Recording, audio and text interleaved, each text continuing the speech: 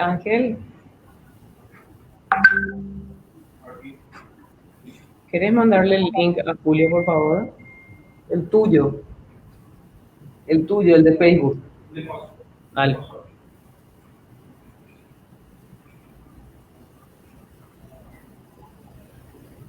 Esperemos que entren al centro. Sí, así está muy bien.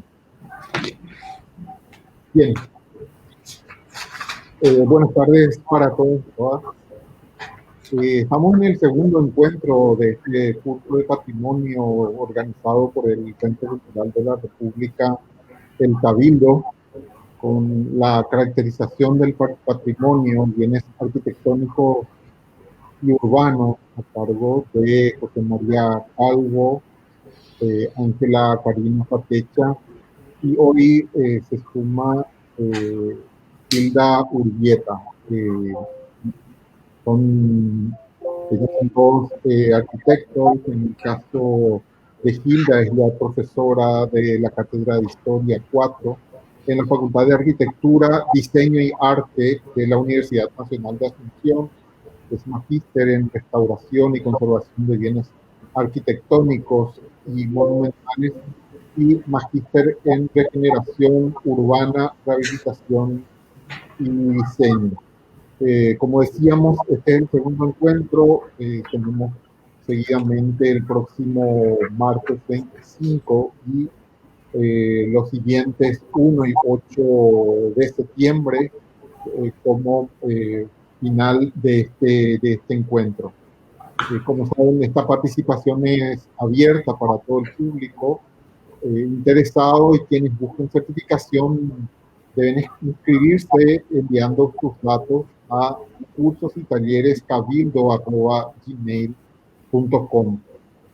Como parte de la moderación, les invitamos a que a partir de las 16:20 aproximadamente puedan enviar sus preguntas, consultas, comentarios, que unos minutos después van a ser respondidos. En este caso, hoy empezamos con José María Calvo. Buenas tardes para todos y todas también.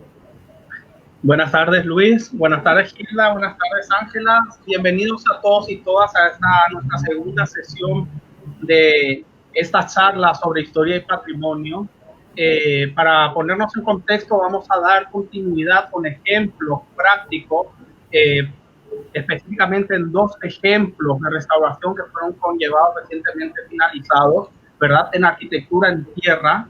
En primer lugar, estaremos viendo los trabajos realizados y la caracterización de la iglesia de Yabeurú, y en segundo lugar de la estación de ferrocarril de la ciudad de Luque.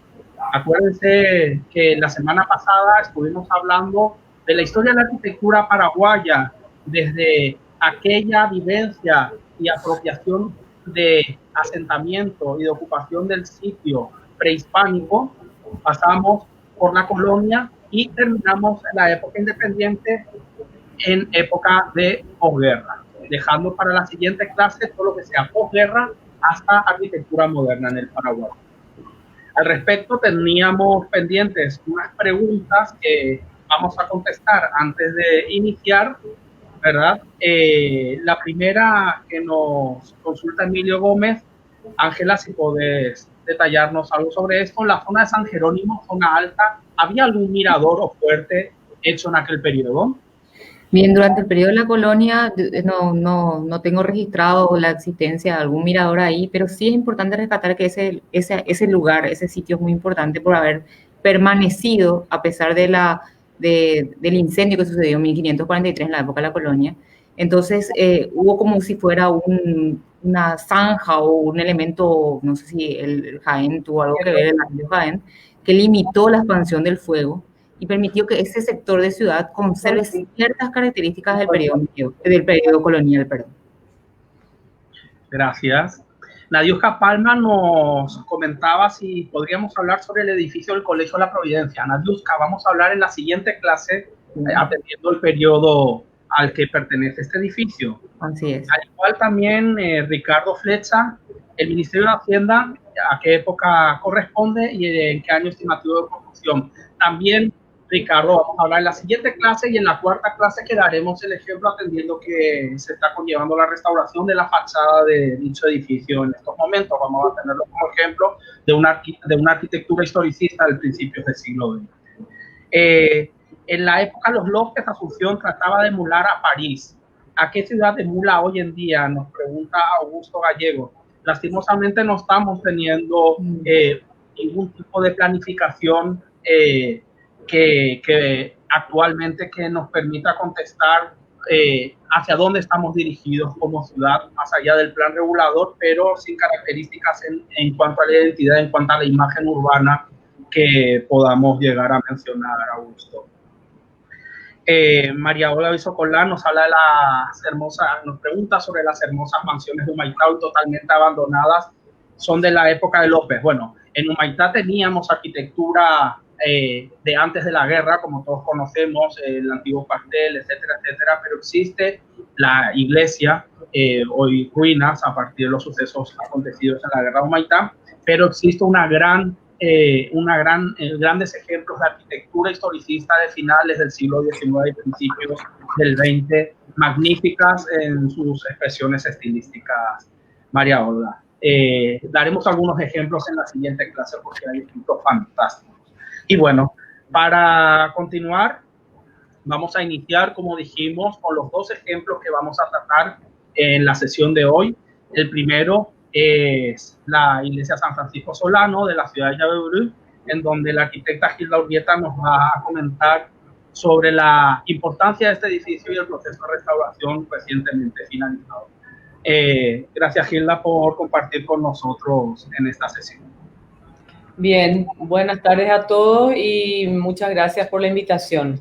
Para mí es un gusto enorme el poder compartir esta oportunidad de dar a conocer un trabajo que realizamos el año pasado, no solamente por su importancia en la restauración del edificio en sí, sino porque fue un anhelo largamente acariciado por los pobladores de una zona. Sabemos que el sur del país, sobre todo la zona de Ñembucú, fue durante mucho tiempo prácticamente olvidada. La siguiente, José. Muchos se preguntarán dónde queda la ciudad de Llave-Brú, que más que una ciudad es apenas un pueblo. Se encuentra al suroeste, se diría, del país, a 65 kilómetros de San Ignacio y a 35 kilómetros de Ayolas. Y a modo de anécdota comentarles que lo más difícil que tuvimos para poder realizar este trabajo fue el poder llegar hasta ese lugar, porque por ser un lugar sumamente anegado y no tener disponibilidad de buenos caminos, entonces apenas caía un poco de lluvia, ya se bloqueaban los accesos y no nos permitía llegar hasta nuestro sitio de obras. Sin embargo, es un lugar que encierra históricamente y digamos que desde el punto de vista de la valoración de lo que es no solamente la recuperación de nuestra historia, sino también el de una construcción tipológica en pared francesa o estaqueo. Para la arquitectura paraguaya es fundamental el trabajo de recuperación de este importante patrimonio. Vemos así entonces en esta imagen cómo esta iglesia, si podemos fijarnos en las imágenes de la derecha, cómo la iglesia se encuentra en el centro de la plaza central de la ciudad y obviamente a su alrededor fue creciendo y expandiéndose una ciudad que, como les decía, más que nada es un pueblo que en la actualidad no cuenta con más de 3.000 habitantes. La particularidad que tiene la iglesia es que el volumen que vemos en rojo es el que corresponde a la iglesia original que fue objeto del trabajo y sin embargo, debido al deterioro en el que se encontraba la misma, antes que restaurarla, con el paso del tiempo fue cada vez entrando en una decadencia, en un deterioro y hasta se diría en un peligro de colapso inminente. La opción que se tuvo fue la de construir pegada a ella, hacia atrás, digamos, una iglesia nueva, con lo cual esto profundizó más aún el abandono y la dejadez, porque teniendo una iglesia nueva ya no tenían prácticamente ninguna función y tampoco ninguna necesidad de preservar este bien. La siguiente. La siguiente, José.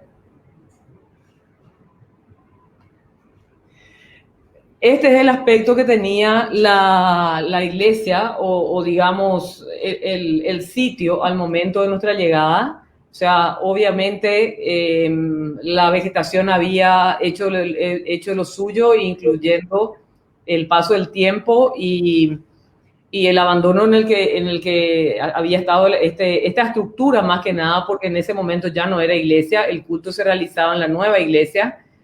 Y digamos, el elemento protagonista de esta iglesia en este momento era un inmenso guapol que se había hecho con la estructura de la torre y inclusive había hecho colapsar parte de la misma y había sobresalido por encima de la cúpula y era digamos, el dominador del espacio y de toda la imagen que se tenía de esta iglesia en ese momento era un enorme guapol. Así también podemos observar el estado en el que se encontraban las paredes en esas imágenes que vemos ahí abajo, que luego vamos a verlas más grandes en mayor detalle. La siguiente. Empezamos, como metodología de trabajo siempre se hace una aproximación al edificio y teniendo un protocolo de intervención que básicamente lo que hacemos siempre es confrontar el protocolo que se recibe con la realidad, porque muchas veces al tiempo que se puede llegar a la obra, el protocolo queda bastante desactualizado. Entonces, metodológicamente hablando, lo que se hace es de vuelta a empezar con una puesta al día de toda esa primera información recibida y entonces con esto poder tener la realidad, es decir, esa historia que nos cuenta el propio edificio, no solamente en lo que vamos a ir descubriendo en la medida que vayamos entrando y adentrándonos al trabajo, sino también en lo que se presenta a simple vista, es decir, lo que sin mucho esfuerzo podemos llegar a darnos cuenta de la situación real de deterioro en el que se encuentra el edificio. La siguiente. Y así vamos entonces, no solamente viendo las patologías en piso, en paredes, en techo. La siguiente, José. Y todos estos aspectos, obviamente, vamos dejando constancia de los mismos en la documentación, que es de igual importancia, tal como el trabajo que se hace, es la metodología que se sigue, pero también lo que se encuentra y lo que posteriormente se propone como respuesta a esa situación encontrada para tratar de revertir esa situación de deterioro en la cual se encuentra el monumento. Ahí se puede apreciar perfectamente cuál era el protagonismo que tenía el árbol dentro de la torre y dentro de lo que era la imagen de la iglesia. La siguiente. La siguiente. La siguiente.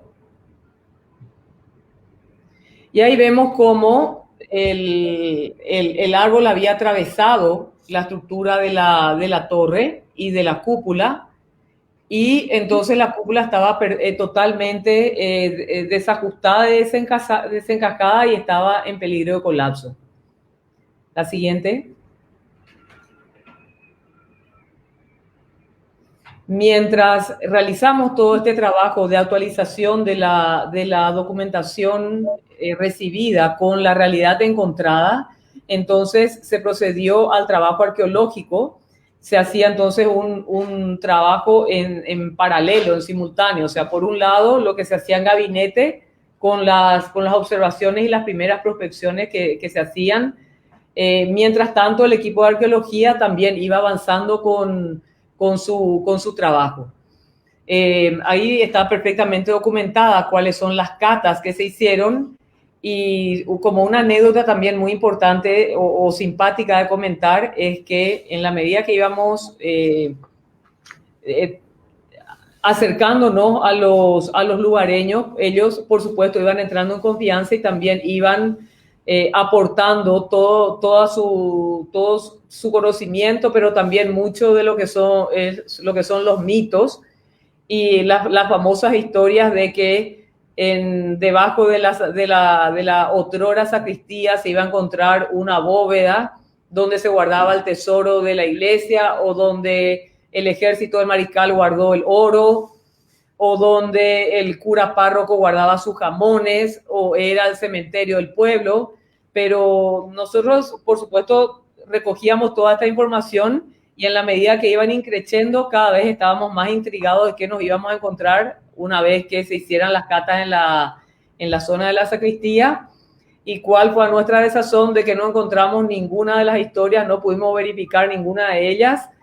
Y también entendemos cuál fue la desilusión del pueblo, que estaban ahí pendientes y nunca fuimos tan acompañados en el trabajo, mientras trabajábamos por fuera, como cuando fue al tiempo de las excavaciones, que fue cuando ellos estaban más pendientes a ver si podían por fin llegar a dilucidar alguna de las leyendas que se manejaban de generación en generación. La siguiente, José.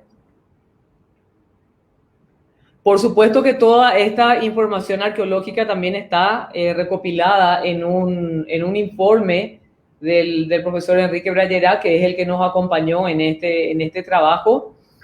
Y importante mencionar lo que pudo descubrirse en el sentido de, más que nada, la disposición de los pisos, de cómo estaban colocados, y esa diferencia que había entre el borde que lindaba con el muro y lo que era el centro, que había como un marco que nos permitió después, al momento de la propuesta, entonces tratar de reinterpretar de alguna manera esto, obviamente con materiales nuevos, pero tratando de alguna manera recuperar esa manera de haberse actuado ya en origen. Porque obviamente este piso tuvo que ser removido, y entonces en el planteo del piso nuevo, por lo menos dejar unos testigos del piso original, pero con el planteo nuevo por lo menos tratar de recuperar este espíritu originario. La siguiente, José.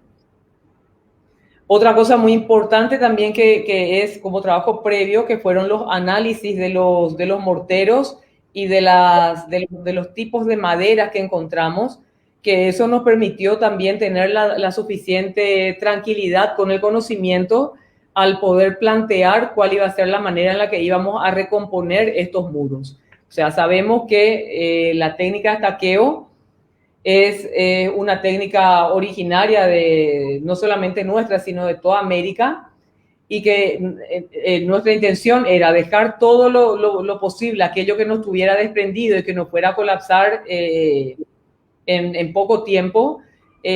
Aquello que pudiera ser consolidado fue consolidado, pero tuvimos que hacer una reintegración muy importante por el estado de abandono en la que ya se encontraba esta estructura.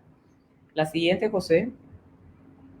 También para tener esa tranquilidad que necesitamos, sobre todo cuando se abordan los trabajos en adobe, es el proteger la estructura del agua.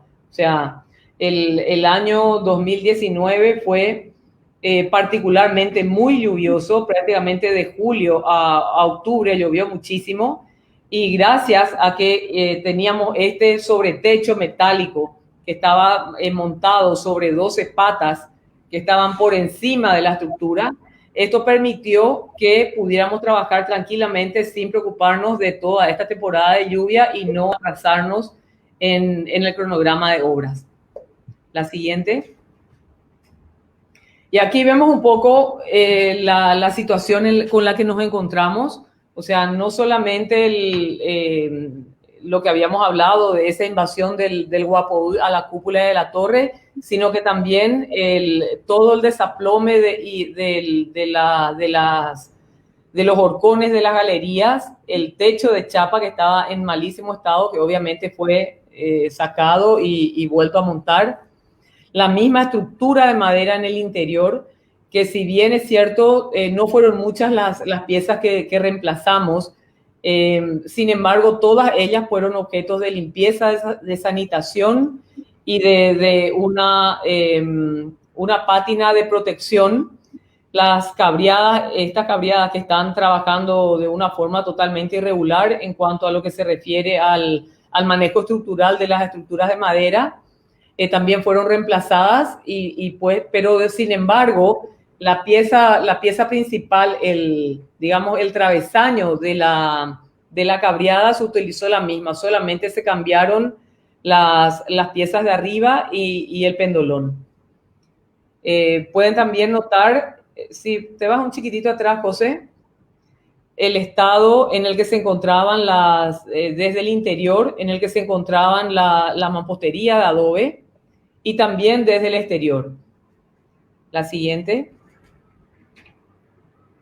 Entonces, aquí tenemos un esquema, no solamente graficado, sino que también en la fotografía de la derecha, de cómo funciona la pared de estaqueo. O sea, estos son unas piezas de madera de aproximadamente diámetro variable, pero no son regulares, sino que son troncos de árboles secos y plantados en el suelo, que aproximadamente que varían, digamos, entre 15 y 20 centímetros de espesor, de diámetro. Esto se va clavando lo más cerca posible unas de otras. Luego se ponen unas, que vemos aquí en la estructura, se ponen como unas cintas, como unas fajas que son de tacuara, que funcionan como si fueran unas tiras que ligan a todas las piezas, a todas las estacas clavadas en vertical.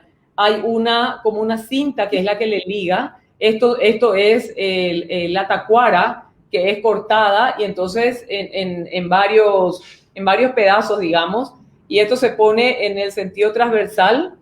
Luego se clavan entre los intersticios que quedan entre estaca y estaca, también se van clavando otras estacas más pequeñas, y luego se procede al cargado del adobe, que es una mezcla que está conformada de barro del lugar con excremento de caballo o de vaca, es decir, con la masa de este residuo natural, digamos, animal. Se mezcla con paja, con agua, obviamente, y se hace toda una mezcla, que es la que luego con la mano se va cargando y rellenando a ambos lados, de manera a armar un espesor prácticamente uniforme.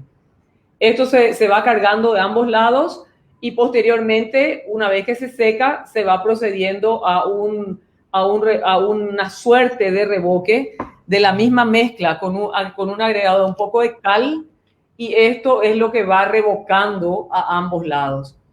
Pero debido a que no posee cemento, entonces esta es una mezcla orgánica que obviamente, como ustedes sabrán, sigue recibiendo humedad, secándose, mojándose y secándose continuamente, con lo cual no se recomienda poner ningún elemento sellante que impida que este movimiento de contracción y retracción de esta mezcla se siga sucediendo, en una palabra, en el tiempo, de modo a que esto tenga una elasticidad y no tengan fisuras ni desprendimientos. Entonces, con este conocimiento de la técnica y basándonos en los estudios que habíamos hecho anteriormente, entonces estábamos en condiciones de poder afrontar la restauración de estos muros.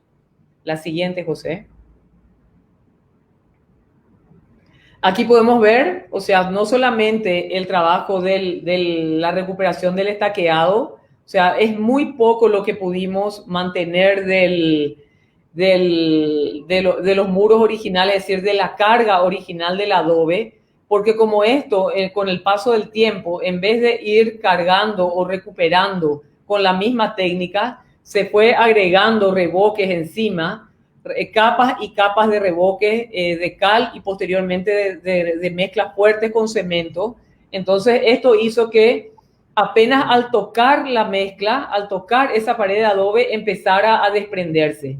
Entonces, básicamente en la zona de la sacristía, en la pared interior que divide el aula con la sacristía, es la pared que pudimos recuperar parte del adobe original. Sin embargo, prácticamente todo lo que es el borde, todo lo que es la periferia, tuvimos que recomponer con adobe nuevo. Ahí podemos ver cómo está el entramado, que curiosamente no encontramos casi ninguna madera que tuviera que ser reemplazada, ni por pudrición, ni por ataque de xilófagos. Lo que sí hicimos fue el reparar muchas de las fajas de las tacuarillas, o sea, eso sí las cambiamos. Hubieron paredes que tuvimos que aplomarlas porque estaba totalmente fuera de plomo, fuera de la línea recta la pared. Entonces sí, algunas de ellas tuvimos que aplomarlas. Y posteriormente, entonces ahí vemos a ese obrero del casco naranja, que es el que está con la mano reintegrando esa pared de adobe. La siguiente, José. Y así entonces vemos en estas láminas, vamos también marcando para registro y posteriormente, sobre todo para la documentación del documento final, que es el as-built. Entonces, vamos marcando cuáles son las reintegraciones que se hicieron y sobre todo documentado también cuál es lo permanente, cuál es lo permanente, cuál es la nueva intervención y el nivel de intervención que se fue realizando en las mismas. La siguiente. Por otro lado, también los horcones de madera pudimos descubrir que habían algunos de ellos que ya fueron reemplazados, porque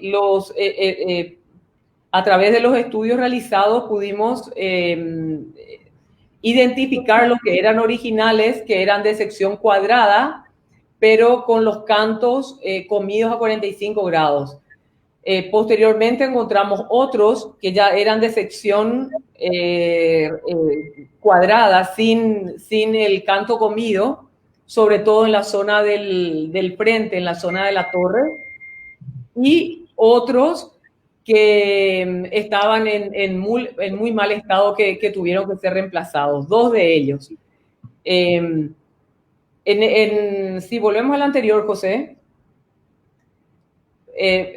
no sé si recordarán alguna de las primeras imágenes donde se veía el ala del techo, donde estaba totalmente fuera de nivel, porque muchos de estos horcones estaban totalmente podridos en su base, entonces se habían hundido y eso hizo que el techo empezara a cabecear.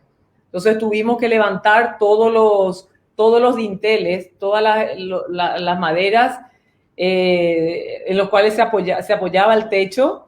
Eso fue calzado y nos permitió el poder sacar los horcones y aquellos que fueran necesarios. Ahí podemos ver ese injerto, cómo se realizó, o sea, con madera, la misma madera, porque los horcones que tuvimos que reemplazar son los que, pedazos de esos horcones son los que utilizamos para poder hacer esos injertos.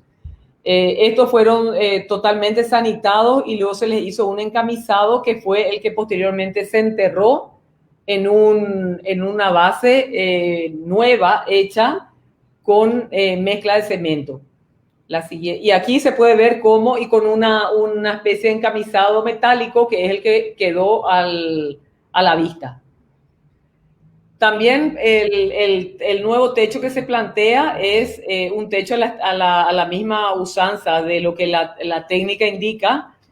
Anteriormente nosotros ya nos encontramos solamente con el techo de chapa metálica, pero la tipología nos indicaba que este tipo de iglesias estaba techado con tacuarillas y sobre las mismas pajas. Como obviamente la paja ya no está permitida en su utilización porque es altamente inflamable, entonces recuperamos espacialmente por el lado interior la misma tecnología con la utilización de las tacuarillas, pero ya en el exterior se plantea un material nuevo, pero manteniendo la misma forma de colocación, la misma pendiente, los mismos limatones y las mismas aguas, en una palabra, pero ya con una chapa, la chapa sándwich, que de paso también tiene acondicionamiento térmico. La siguiente. Una especial intervención nos llevó también la cúpula, que como ya les contara, estaba totalmente en peligro de colapso, con una identificación perfecta de cuáles eran todos sus elementos. La siguiente. La siguiente.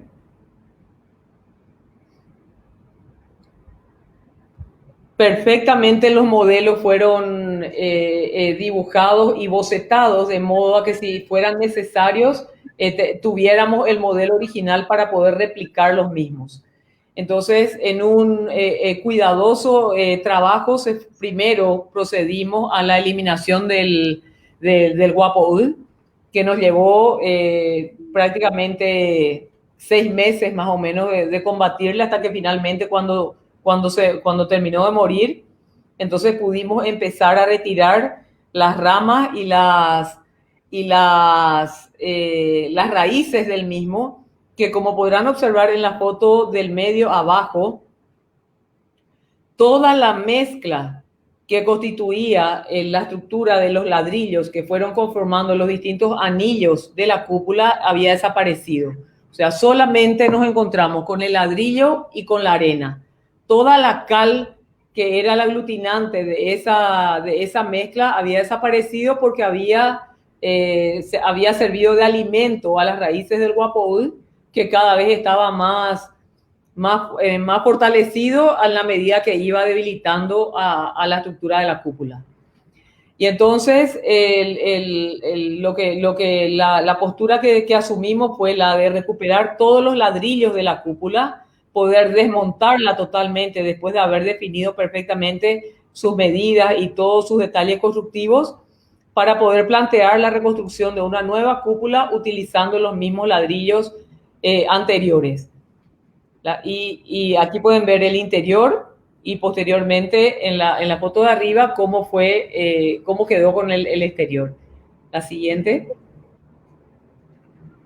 Una vez terminada con la reproducción perfecta de todos sus elementos, no solamente constructivos, sino también decorativos, todo lo que era las falsas pilastras, las cornisas, los 4 pináculos, uno de los cuales pudimos bajar perfectamente y se encuentra en el interior, en el museo que ahora es este centro cultural, porque como sabrán ya no es más iglesia, sino que es un centro comunitario, social y cultural. La siguiente. Esto también fue un detalle particular, que es el blasón de los jesuitas, que estaba en el acceso encima de la puerta principal, que fue perfectamente, digamos que medido y moldeado, pero fue retirado de la pared porque tuvimos que intervenir la pared de fondo para poder hacer toda la consolidación estructural, y ya no fue posible el volver a pegar el mismo blasón. Entonces optamos por reproducir el mismísimo blasón con las mismas dimensiones en una suerte de medallón, en un tondo de piedra misionera, o sea, la piedra local, que es el que se perfecta, digamos que es idéntico, pero digamos que no nos está aportando un falso histórico, sino que recrea la anécdota de la presencia de ese blasón jesuita, pero ahora ya con un nuevo material. La siguiente. Aquí podemos ver también otro detalle significativo, porque como tuvimos que retirar todo el piso, porque había que nivelarlo, entonces dejamos como testigo dos secciones que son las que se observan en la planta, que están perfectamente definidos cuáles son los dos testigos, y ahí podemos ver las fotografías de cómo queda este recuadro por debajo de lo que es el piso original, protegido con un vidrio templado. La siguiente. Y vemos aquí imágenes de lo que es la iglesia totalmente terminada, inclusive con su caminería y su paisajismo. Importante mencionar que una vez, esto es lo que veíamos, lo que se pudo ver, o digamos que es el descubrir de nuevo aquello que estuvo durante casi 8 meses tapado por esa estructura del sobretecho, y que directamente una experiencia muy satisfactoria fue la noche previa a la inauguración, cuando hicimos la prueba final de luces, cuando todo el pueblo se acercó a la iglesia, porque después de haber tenido esa imagen de su iglesia derrumbada, prácticamente a punto de perder todo lo que significaba para ellos, el recuperar seguramente con un esplendor mayor del que alguna vez tuvo originalmente. Ahí podemos ver imágenes del interior, de cómo quedó, y actualmente está con el equipamiento propio de lo que es este centro cultural y social de la ciudad de Yabehuiré. Un tema que no les comenté, que me olvidé de mencionar, es que inicialmente este templo, si volvés al anterior, José,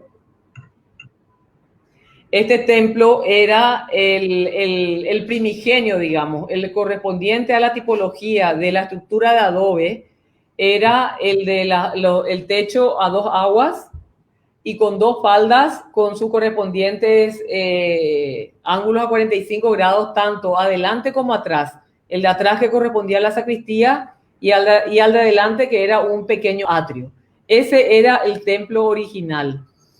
Posteriormente, ya entrado el siglo XX, 1910 en adelante, es cuando se le agrega esa suerte de fachada tapa, que ya no es de pared de adobe, sino que es de ladrillo cocido, y luego se le agrega esa torre, con lo cual ese atrio del original fue interrumpido con esta nueva reinterpretación de una tipología de iglesias que ya no correspondía a la propia de la tipología de adobe, que era a 2 aguas con galería perimetral de horcones de madera. La siguiente, José. Y bueno, esto es un poco la síntesis del trabajo que se hizo desde el comienzo hasta el final, porque una de las funciones o de los objetivos fundamentales de la restauración no es solamente abordar esto desde el punto de vista técnico, artístico o de especialistas en restauración, sino que la idea de hacer este tipo de trabajos es el de dar a conocer a la ciudadanía el proceso por el cual fue pasando este trabajo, para que también pueda dimensionarse el valor que tiene el mismo, y de alguna manera algo que para ellos ya tenía un valor desde el punto de vista histórico o afectivo, ahora pueda seguir manteniendo ese valor intangible, pero potenciado y puesto en valor otra vez con esta nueva restauración. Entonces, no solo para los lugareños es obvio que esto tiene una importancia fundamental. Sigue siendo el punto focal alrededor del cual gira toda la actividad de este pueblo, pero para todos los visitantes, o inclusive para todos los paraguayos, el tener este tipo de material explicativo, breve y sin tantas palabras técnicas, pero que nos demuestren lo importante que es el realizar este tipo de tareas, el afrontar el trabajo de restauración, el comprometer presupuesto nacional para realizar este tipo de trabajos, pero solamente conociendo digamos, el deterioro al cual tuvo que llegar el bien y lo que costó el proceso para recuperar ese valor, es el que nos permite dimensionar el tipo de cuidado y la manera, la visión que tenemos que tener para sensibilizar a todos los ciudadanos de la nueva postura que queremos que se asuma en relación al patrimonio. Muchas gracias por la invitación. Con esto termino mi presentación. Gracias, Gilda. Muchísimas gracias. Bueno, por acercarnos este ejemplo de arquitectura en tierra, estaqueo pared francesa. Bueno, a continuación voy a compartir la segunda presentación de la tarde, en donde vamos a acercarnos a la estación de ferrocarril de la ciudad de Luque.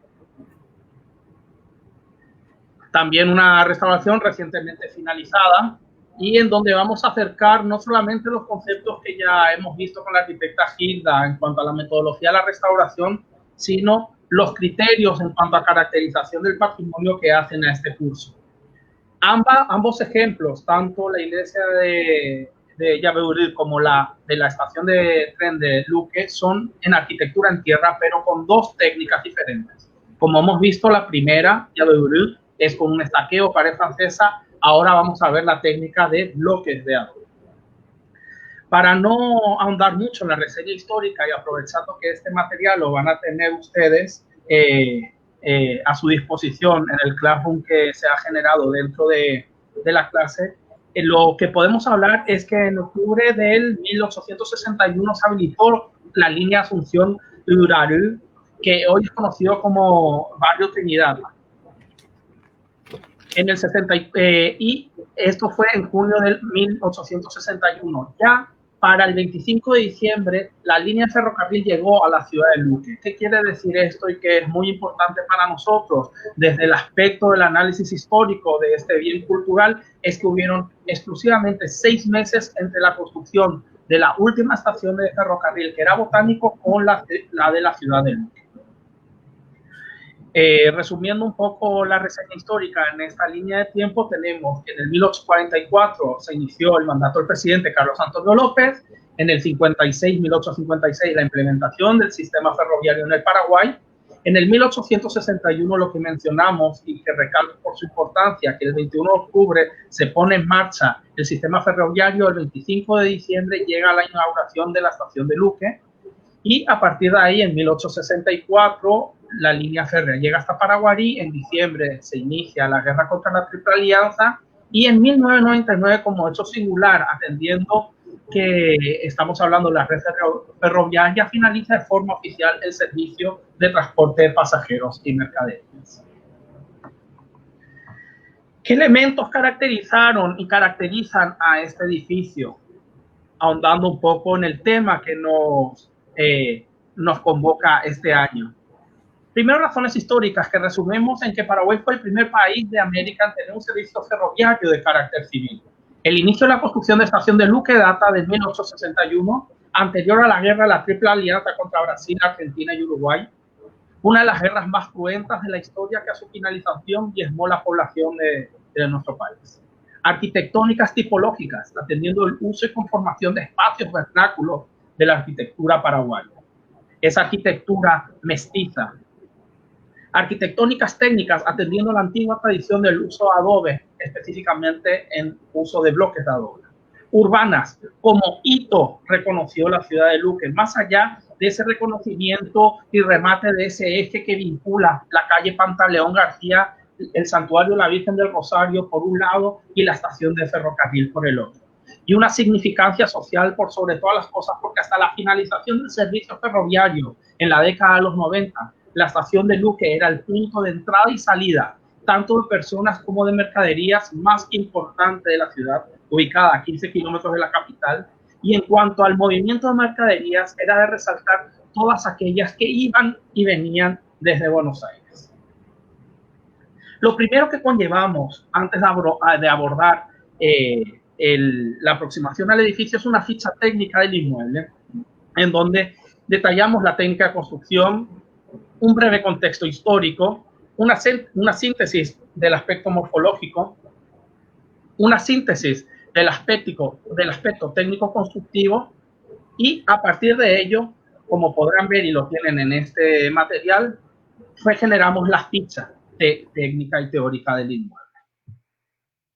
Este trabajo de restauración de la estación de ferrocarril de Luque fue un llamado convocado por el Ministerio de Obras Públicas, en el cual dentro de los documentos que integraban a este llamado contábamos con un proyecto, un protocolo y proyecto de restauración conllevado en el año 2016. Entre el año 2016 y el año 2019, cuando finalmente se dio inicio a esta restauración, el edificio sufrió de agresiones muy severas, como vamos a poder ver adelante, con lo cual, al igual que vimos con la arquitecta Gilda Yebeburi, tuvimos que volver a reanalizar toda la información que teníamos y a reestudiar todo lo que teníamos a partir del objeto de estudio que es nuestro bien cultural.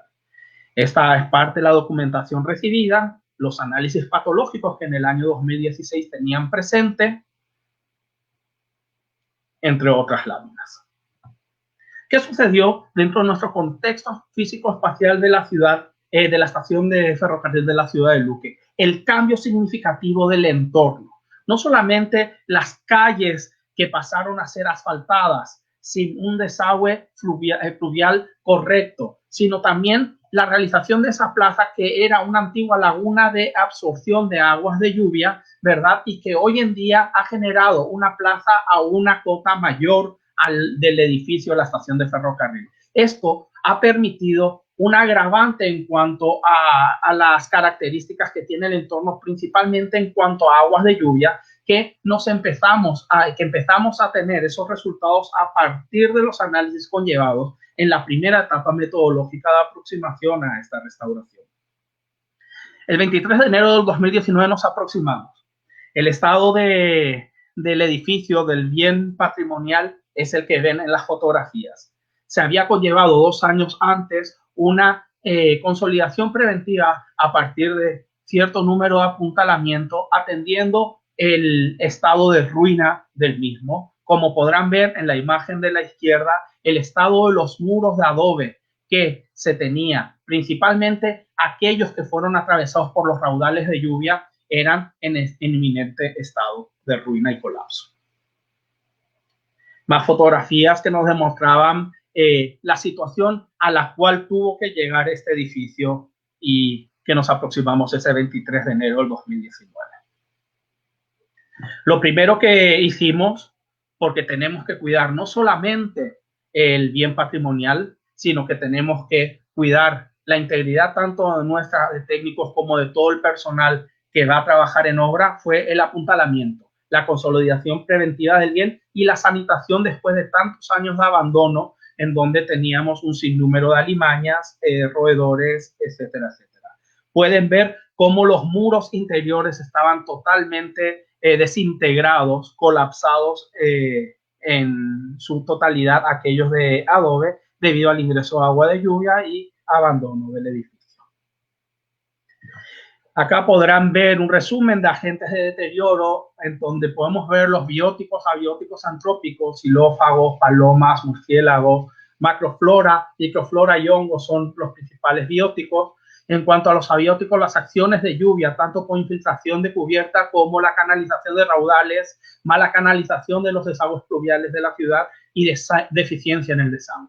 Humedades ascendentes, capacidad mecánica disminuida de elementos estructurales y constructivos, variación de capacidad portante del suelo y aumento de cotas de aguas subterráneas, napas freáticas, que fue observado a partir de los estudios de suelo.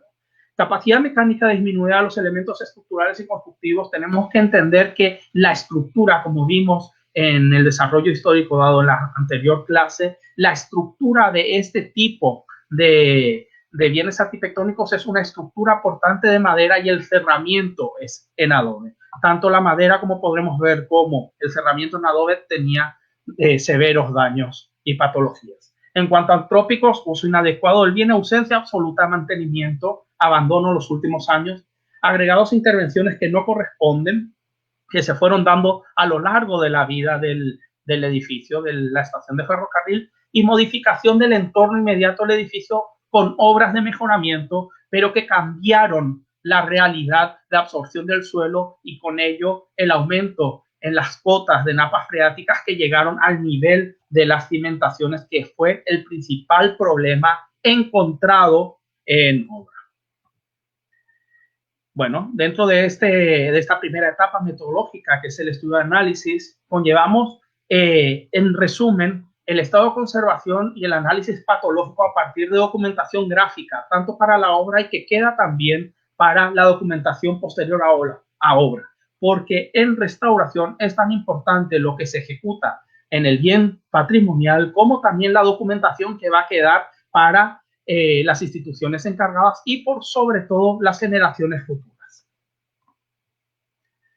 Continuando con el estado de conservación, totalmente negativo, a excepción que tengo que mencionar en este caso que la Municipalidad de Luque, conjuntamente con las facultades de arquitectura y otras instituciones, conllevaron un plan piloto de escuela-taller en donde miembros de la sociedad luqueña, jóvenes de la sociedad luqueña, empezaron a fabricar, a construir bloques de suelo cemento para poder llevar a cabo la restauración de este edificio. Esos bloques los encontramos realizados en parte dentro del edificio de la estación, y es muy significativo eso porque hubo una apropiación social por parte de la juventud, por parte de la sociedad en la recuperación de este edificio. Obviamente necesitaba muchísimos más estudios y muchísimo más involucramiento técnico transdisciplinar para conllevar la restauración integral del mismo.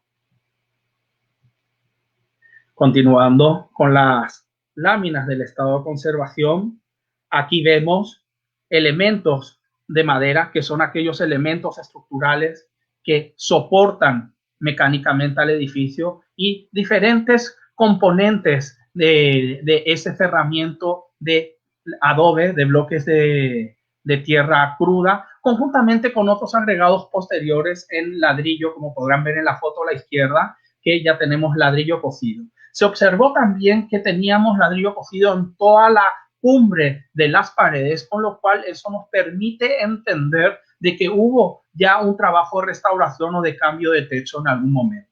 Uno de los elementos también significativos que podemos ver en esta foto es el alero en chapa, a diferencia de ese techo de teja, que siempre nos llamó la atención y que pudimos obtener datos sobre hipótesis que teníamos a la hora de realizar estos trabajos. Este es el estado de los horcones de madera, horcones totalmente podridos. Las napas freáticas llegaron a cota de madera.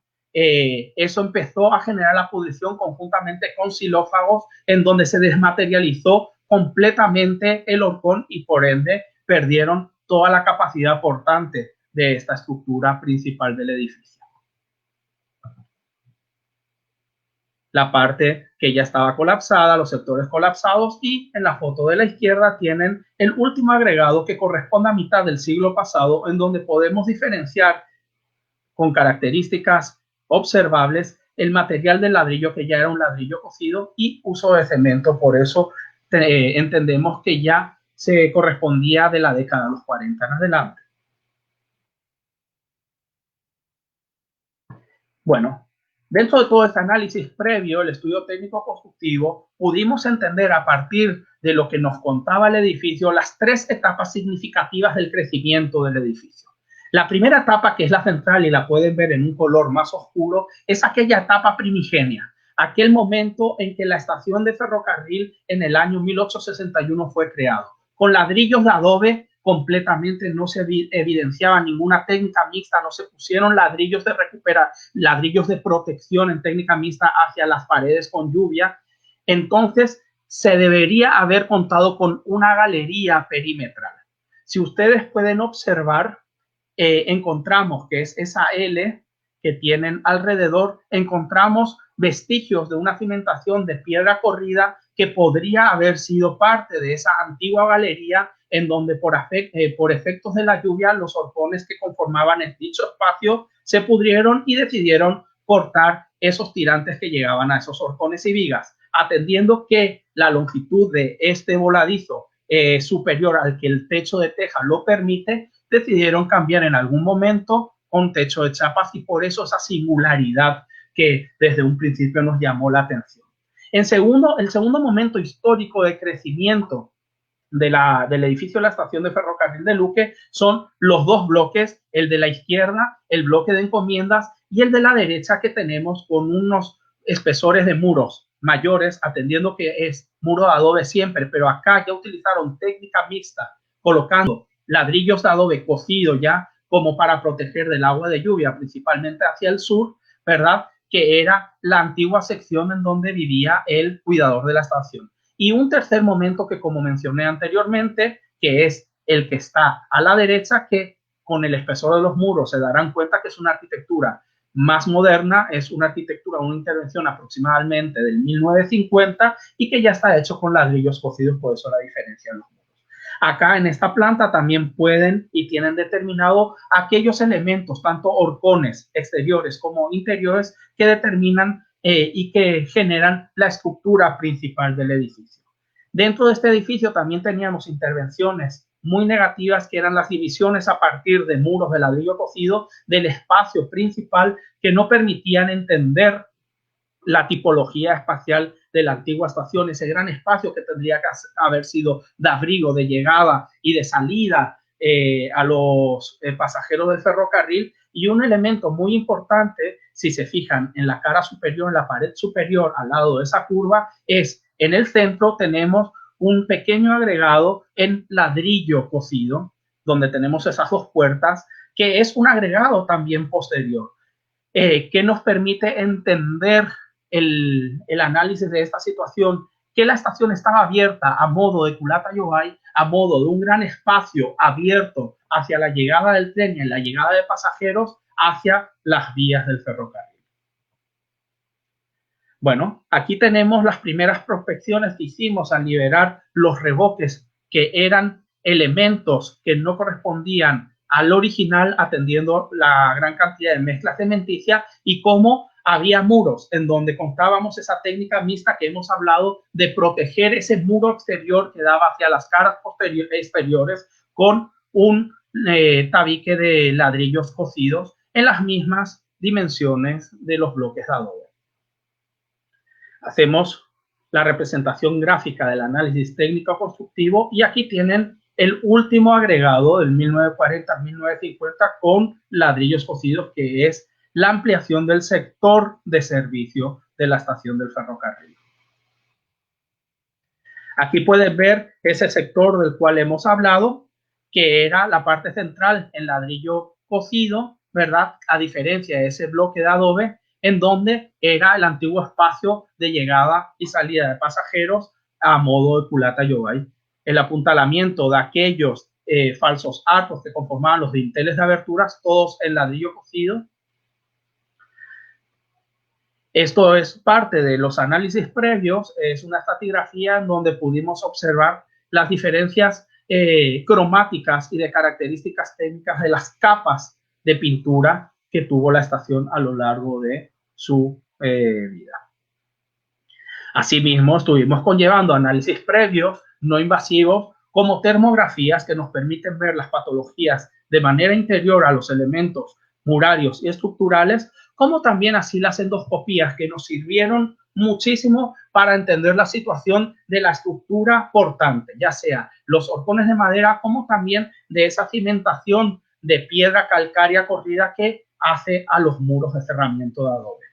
Ahí observábamos la presencia de agua a cota de cimentación, algo que degradaba notoriamente la misma, atendiendo que son piedras de origen calcáreo, y con la presencia de, areniscas, y con la presencia de agua se disgregan. Ahí tenemos uno de los horcones que conformaban la estructura principal, interiores a los muros. Y esos agregados que hemos hablado, esas intervenciones posteriores que lo que hicieron eran tapiar las aberturas originales que permitían la lectura de esa tipología de eje longitudinal del edificio y esos muros que dividían asimismo el espacio principal. Bueno, la intervención en cuanto a esta primera etapa, el estado de la madera, ya el edificio totalmente apuntalado y totalmente estructurado, permitió liberar esos horcones de madera y encontrarnos con esta situación en donde el horcón directamente por los agentes patógenos ya no existía. Más ejemplo de lo que estábamos observando. Y al igual que en Yaveduri, al trabajar en Adobe tomamos la decisión, estaba también incluida dentro del llamado, pero tomamos la decisión de precautelar todo el bien patrimonial con un sobretecho metálico que nos permitió trabajar con lluvia o sin lluvia en este edificio. Para el adobe, perdón, el agua es uno de sus peores enemigos. Y así tuvimos esa liberación de elementos patógenos, esa liberación de elementos que también estaban en riesgo de colapso al interior y observamos aquellos horcones que se mantenían escondidos dentro de los muros. En particular, estos dos horcones ya estaban expuestos a la hora de aproximarnos al edificio, atendiendo que ese muro transversal estaba totalmente convertido en un montículo de barro, de tierra. Bueno, a partir de los hallazgos que tuvimos y que hay que tener en cuenta de las características de cambio en esa cimentación en donde se degradaban los horcones de madera en sus bases y también la cimentación en piedra arenisca, la intervención más importante de consolidación fue la consolidación y la protección de toda esa cimentación preexistente, ¿verdad? A partir de un calce de fundación que fue conllevada en todo el edificio. Aquellos elementos constitutivos de la estructura como horcones de madera fueron eliminados todos aquellos sectores de pudrición y conllevados los correspondientes injertos con encamisados metálicos y transmisión a este calce de cimentación que hemos citado brevemente anteriormente. Aquí tienen el ejemplo de cómo se fue calzando cada uno de los elementos. Y para la consolidación de los muros, para la consolidación de aquellos cerramientos, lo que hicimos es hacer en la manera tradicional estos bloques de adobe, ¿verdad? Manteniendo tanto las características de composición de la mezcla como de su geometría, de sus dimensiones. Secados a sol y era un equipo que nos generaba los bloques de adobe que necesitamos para la consolidación y la reintegración de aquellos muros que habíamos perdido. Aquí vemos cómo fuimos consolidando a partir de la liberación y la consolidación con los nuevos bloques de adobe de aquellos sectores que tuvimos que ir liberando altamente dañados por la presencia de humedad ascendente.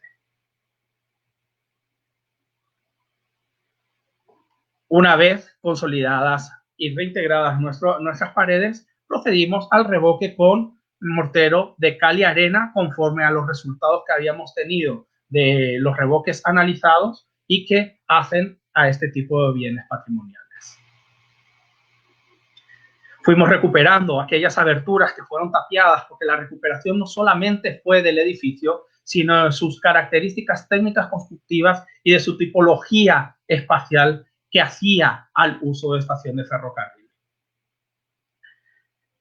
Para conllevar en un momento intermedio de este trabajo de restauración al acabado, a la intervención de acabado final con una velatura. Decidimos dejar ese mortero original, ese color original, esas características de arquitectura en tierra tan significativas en nuestra arquitectura con una mínima velatura de cal y tierra y una protección con base de siloxanos, que son sílicas minerales que permiten la transpirabilidad de estos muros, que respiren, que puedan ser agredidos por los agentes exógenos como humedades ascendentes, humedades de lluvia, pero que puedan respirar y que de esa manera el edificio se mantenga. Aquí tenemos trabajos de terminación también en cuanto a aquellos acabados de las aberturas que encontramos en la estación, las cuales fueron completamente restauradas. Y fotos de lo que de los resultados a los cuales conllevamos. Estas fotos evidencian ese testigo que dejamos, porque lo importante que consideramos también de manera didáctica, de manera pedagógica, es que la sociedad entienda el funcionamiento y las características técnicas constructivas de este tipo de edificios, que vean, que observen aquellos horcones de madera en donde ya se ven calzados en nuevas estructuras, y por sobre todo ese muro de ladrillos de adobe, de bloques de adobe, que ha sido destacado en el espacio principal, ¿verdad? En donde hemos utilizado para recuerdo a esa apropiación social que hizo la ciudadanía luqueña, esos bloques de adobe que crearon los jóvenes luqueños. Asimismo, en la fotografía de la izquierda podrán ver cómo hemos ganado a partir de esa eliminación de esas divisorias creadas en el siglo pasado, ¿verdad? Del espacio principal, que era el espacio reunitivo de esa estación de ferrocarril, y esos dos horcones que están insertos dentro del muro, que es el muro de fondo en esta fotografía, en donde los dejamos observados por dos razones. Por una razón didáctica, en donde la gente entienda que la estructura principal del edificio es de madera, y también por una función de mantenimiento, donde podamos ver los posibles daños que se puedan llegar a generar a partir de la falta de conservación preventiva o de mantenimiento de este edificio a posteriori.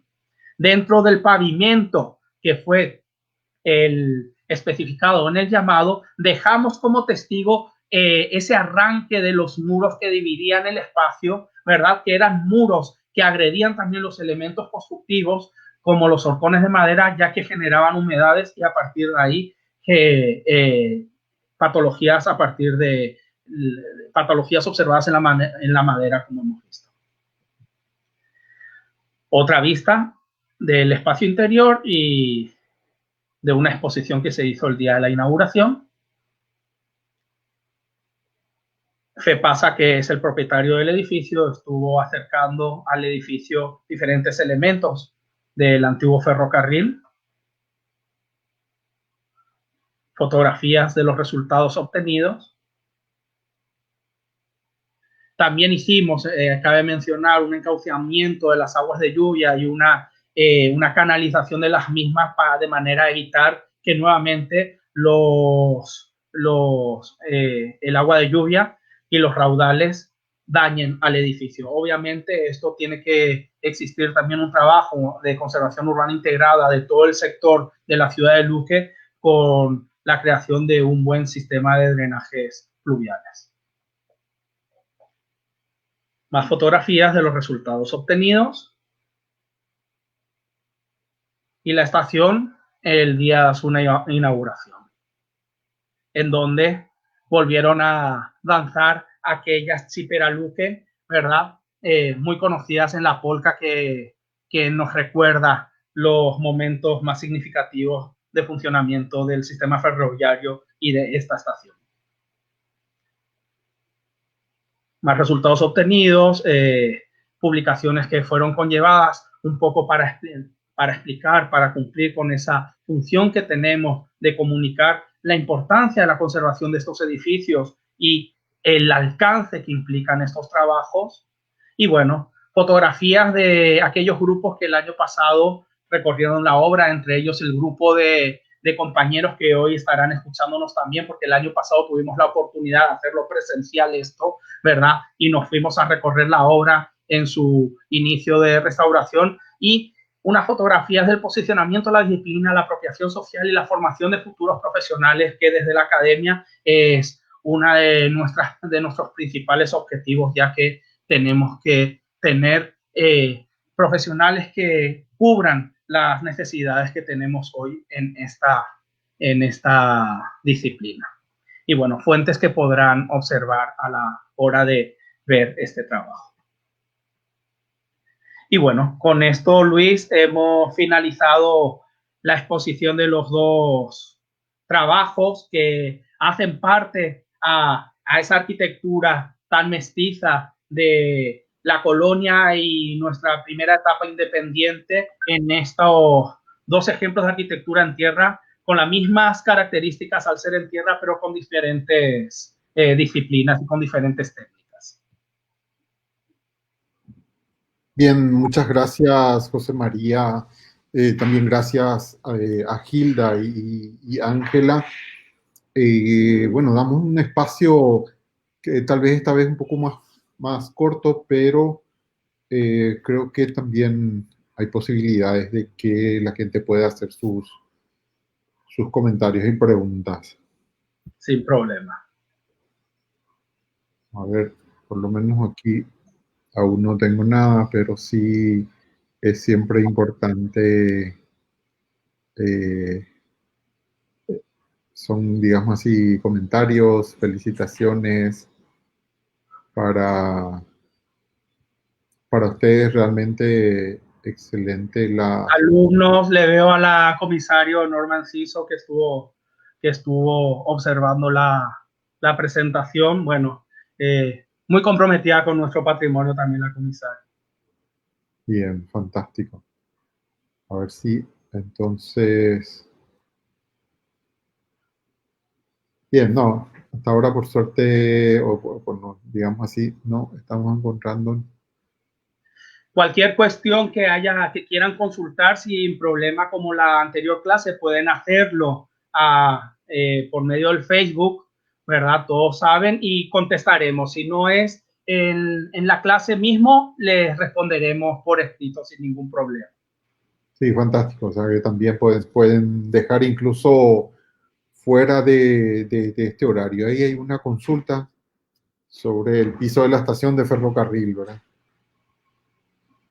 Y que son dos realmente que tienen relación del mismo sitio, Ruth Martinezzi y Gabriela Arce. Supongo que son para vos, José María.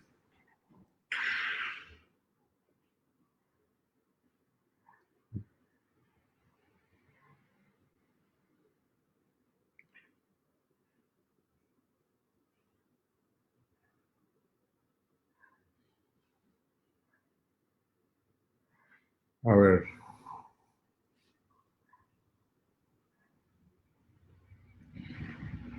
Tal vez vos, Hilda, puedas responder esta otra pregunta. Porque veo que aparentemente hay un problema con... Ah, sí, viste. Tu micrófono está apagado, Hilda. Ahí sí te... ¿Me escuchás? Sí, fantástico. Sí. Bueno, generalmente estos edificios que son de carácter patrimonial están bajo la tutela, obviamente la mayoría de ellos del Estado paraguayo, pero muchos otros tienen una vinculación más cercana con las municipalidades. Entonces, los que son de carácter público están sujetos a propuestas, proyectos y mucho tiene que ver de la gestión que hagan las municipalidades o las gobernaciones para poder conseguir que ya sea el Estado central, ya sea el propio gobierno o la misma municipalidad o la gobernación pueda destinar presupuesto para los llamados a licitaciones. Casi ninguna de las obras más importantes son de carácter privado. Entonces estamos siempre un poco atados al presupuesto nacional que, como sabemos, nunca alcanza para las cosas que son realmente importantes y casi siempre lo que es patrimonio es como si fuera la cenicienta de los presupuestos.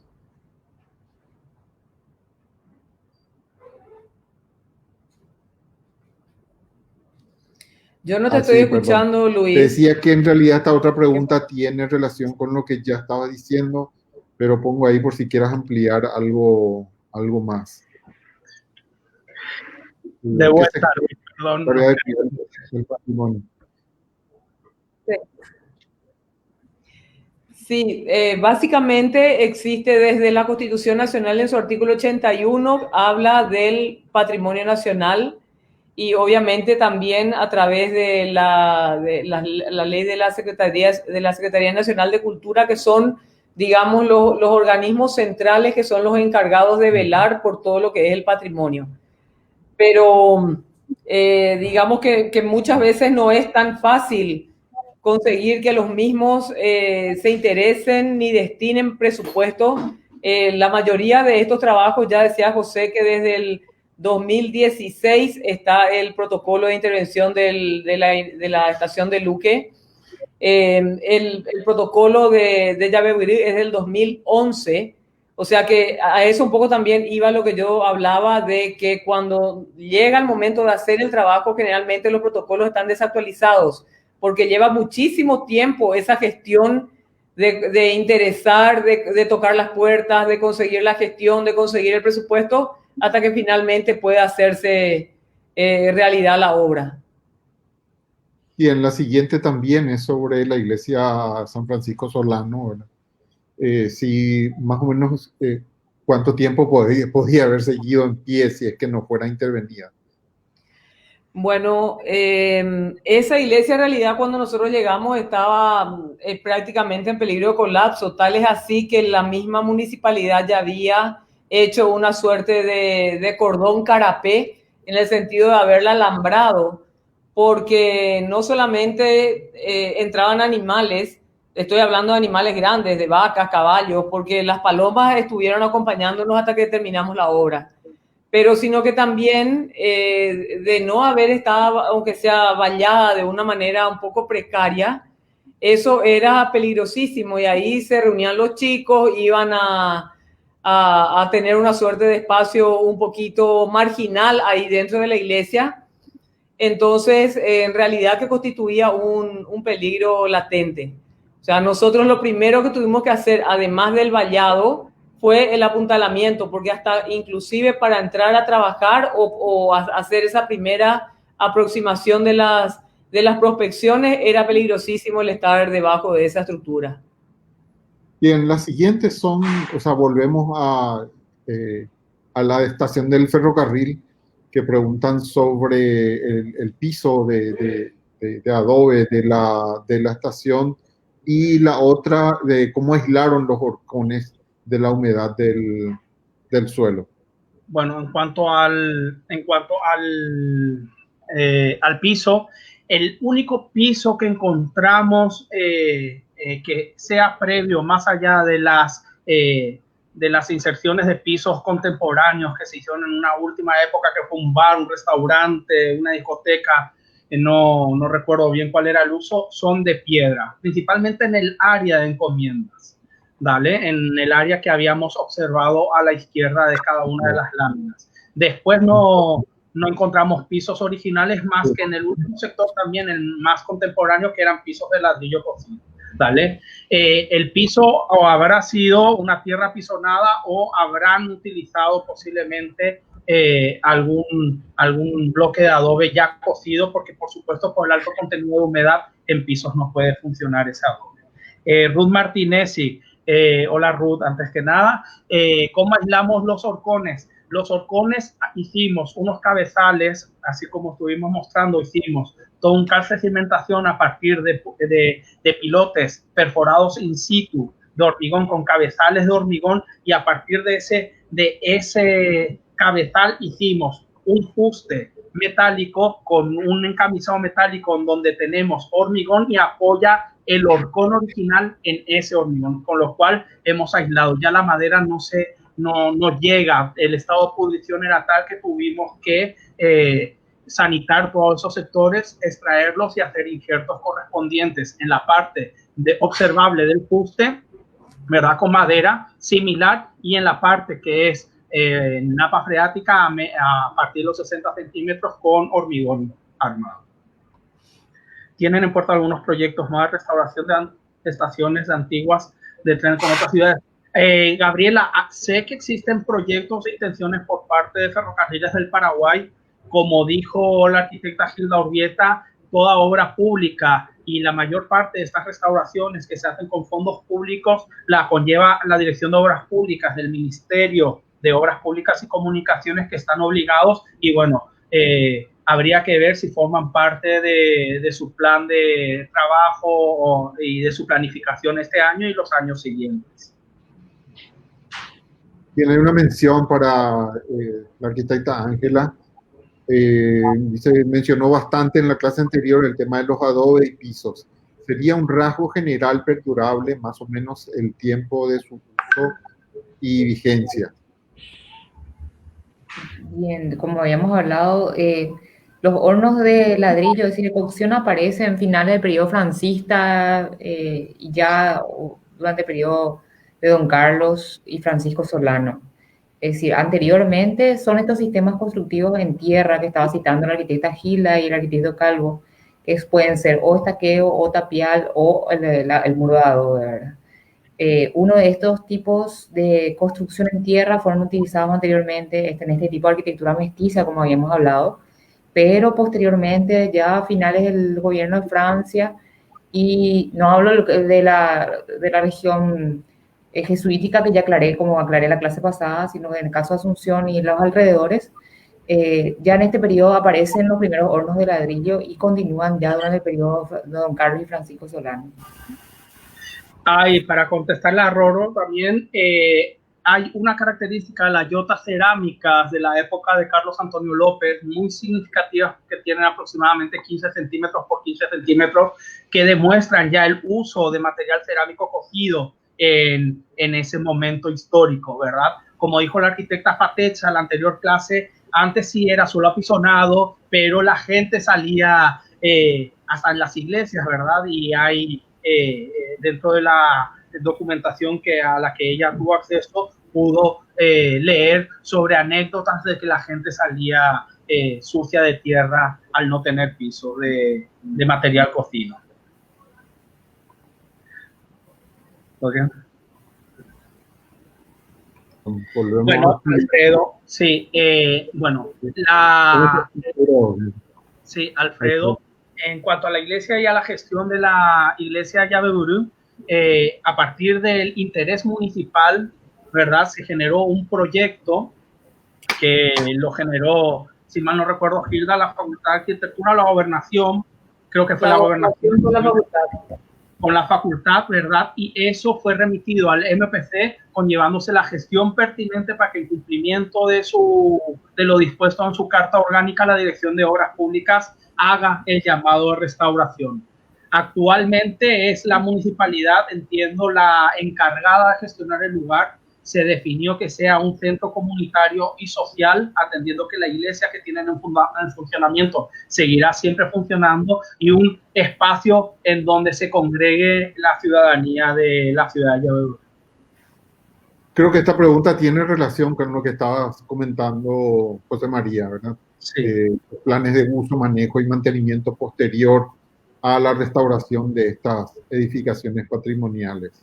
Bueno, una de nuestras responsabilidades más importantes es dejar el manual de mantenimiento y conservación posterior a los trabajos de restauración. Así como hablamos en la clase pasada, y bueno, los que me conocen siempre mencionamos, la restauración en este nivel tendría que ser la última de nuestras opciones. O sea, no tendríamos que llegar a este nivel de menoscabo de los bienes patrimoniales, ¿verdad? Tendríamos que trabajar en un sistema de conservación y mantenimiento de nuestros bienes.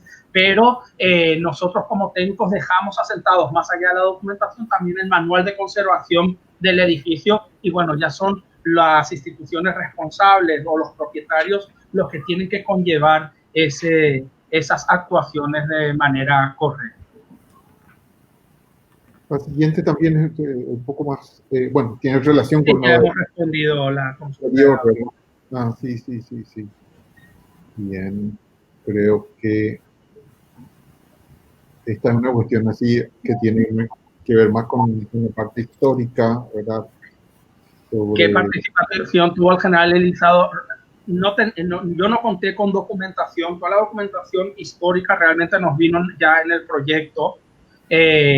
Lo que sí entendemos a partir de esa documentación y ese periodo de tiempo tan corto, ¿verdad?, que hubo entre la estación Botánico y la estación de Luque, es que en 6 meses tuvieron que crear ese edificio primigenio, ¿verdad?, en donde fue por disposición y decisión del presidente en su momento, Carlos Antonio López. No podría responder, sería bastante interesante tener datos sobre eso, Javier. Bien, creo que por el momento no tengo otra. Hay más bien agradecimientos para ustedes. Sí, creo que es eso así. Esas son las consultas.